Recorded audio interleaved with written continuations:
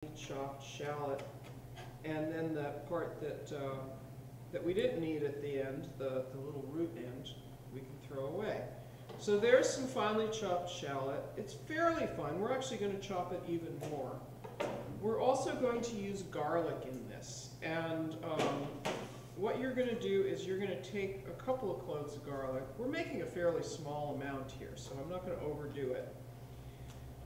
And you can either take the garlic clove and smash it, and then I take, again, the root end, and I cut almost through it, but I don't cut through the papery part, and then you can just flip the clove of garlic right out of its skin.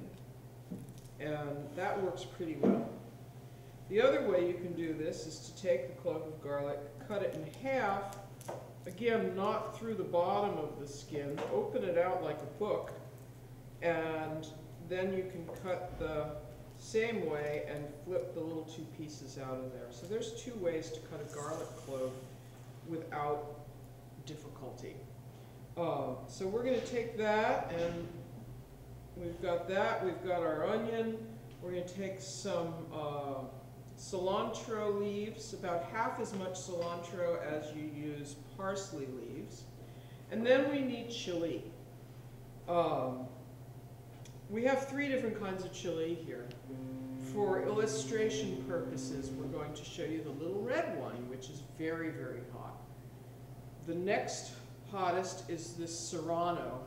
The serrano is quite spicy, not quite as hot as the little teeny one. And then the jalapeno, which isn't as hot as either of those. So you can regulate how hot you make the sauce by which chili you use. And in general, with a few exceptions, the bigger the chili, the milder the flavor. I think we'll use half of the jalapeno today. So we're going to cut the stem off, cut it in half, and if you don't want too much spice, you take the seeds and membranes out, which is very easy to do. You just take your knife and flip those things right out of the pepper. And you end up with this cleaned piece right like that. So we have a pepper and garlic and herbs. And we're going to add a little bit of fresh oregano to this. And the oregano, we're just going to strip off the stem. And this came right out of our garden, out of our little vegetable garden outside. We don't need too much of that. It's a good, strong flavor. So now we're going to, we can chop up the chili, because that's kind of large. And by the way, you don't want to go rubbing your eyes after you've done that, because it hurts. And we can chop up the garlic a little bit, just to get it started. And then we can take all of this whole pile together and just use the knife to chop through it. And we're going to get it really fine. It's going to take us a minute or so. In the meantime, our grill is hot. And what we're going to do is we're going to take our meat. It's only going to take about 2 minutes to cook the meat. So we might as well wait until we're almost ready with this. We're going to take our meat, we're going to put a little bit of olive oil on it and then grill it. And I think I'll wait just another minute, just because the piece of meat is so thin, you don't want to overcook it. So I'm going to get a little closer to done with this and then put the meat on and let it sizzle away. When you're cooking meat, you want to do a couple of things. First of all, you want the grill to be hot.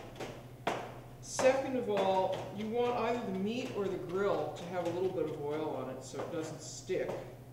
And third, you want to put it down and not touch it until the bottom is completely browned and caramelized, so that you end up, rather than kind of boiling the juices, you end up with the extra layer of flavor that comes from the caramelization of the sugar that naturally resides in the meat.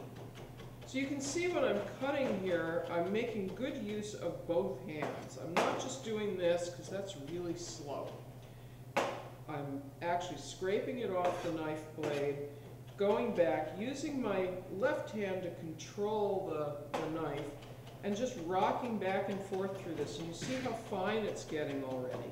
You really don't want any big